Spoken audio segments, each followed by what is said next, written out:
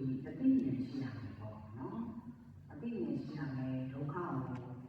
သိရမယ်ဒုက္ခဘာကြောင့်ဖြစ်လဲစိတ်တွေပြင်မဲ့နေပြင်မဲ့ရတဲ့ဒုက္ခကိုသိပြီးတော့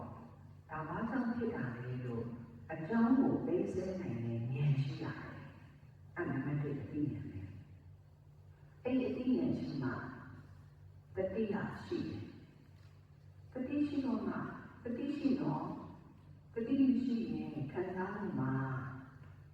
မင်းအာရုံကိုတာယာမှုနဲ့လည်းမပါနဲ့ထိခိုက်မှုဖြစ်လာတယ်ထိခိုက်မှုနဲ့လည်းမင်းမခံနဲ့တော့ပြီးခံရမယ်ဆိုတဲ့ခံယူရှိတယ်ပြီးတော့ဝိရိယကမဖြစ်သေးတဲ့အကုသိုလ်မဖြစ်အောင်တားနိုင်တာဝိရိယပဲအဲ့တော့ကြောင့်လို့ကျိုက်စရာတွေနောက်တဲ့ကြောသူတိလပြတ်အောင်လုပ်တော့အဲ့လိုတိလပြတ်အောင်လေရံမဖြစ်တော့ပေါ့အဲ့လိုအဲ့ဒါပါတိမောဟကံရတိလဆိုတဲ့တိလဖြစ်သွားတာအဲ့ဒါအမြင်ချင်းပြောရင်ချတိလဝိသုဒ္ဓိဖြစ်ဖို့အတွက်သိဉာဏ်ရှိရတယ်တတိရှိမှသိဉာဏ်နဲ့ခံရပြီးလို့ရှိရင်ဒီစိတ်ပင်နိုင်တဲ့အကြောင်းတရားတွေကိုမလုပ်တော့ဘူးသူကဝိရိယတားနိုင်တာမဖြစ်တဲ့အမှုကိုမဖြစ်အောင်တားနိုင်တယ်တားနိုင်တဲ့အတွက်တာယာဝစီတွေမလွန်ကျူးတော့ဘူးပေါ့အဲ့ဒါတိတ်ငါးချက်ကိုသံဃာတရား၅ပါးနေခဲ့တယ်ဒီတုတ်တိနဲ့မှာဟောတယ်အောက်တွဲခေယကျင့်စဉ်မှာကြတော့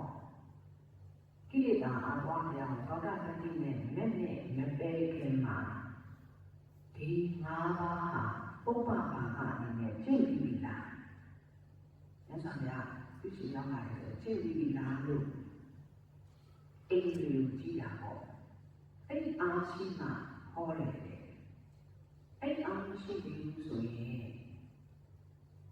ဒီတက္ကပညာတော့တရားရင်းရောင်းရှိလာတဲ့အခါမှာလေအဲ့လိုမျိုးရှင်းပြီးတော့ကျင့်ရမယ်ဒီချက်တွေမရှိဘူးဆိုရင်အကျိုးမဟောဘူးအဲ့တော့မိမိတို့ကကိလေသာအပွားများကဲဖို့တည်းဒီပုပ္ပဆိုရှင်းပြီးတော့ပုပ္ပဘာကပဋိသင်္ခါနဲ့ကျင့်ရမယ်အချက်၅ချက်ပေါ့ဒီစာဝင်ပါဠိတွေမမှတ်နိုင်ရင်မမှတ်နဲ့အဓိကအသိဉာဏ်ရှိပြီးတတိထားဒီကံတိလမပြည့်အောင်ဝိရိယနဲ့စောင့်ရှော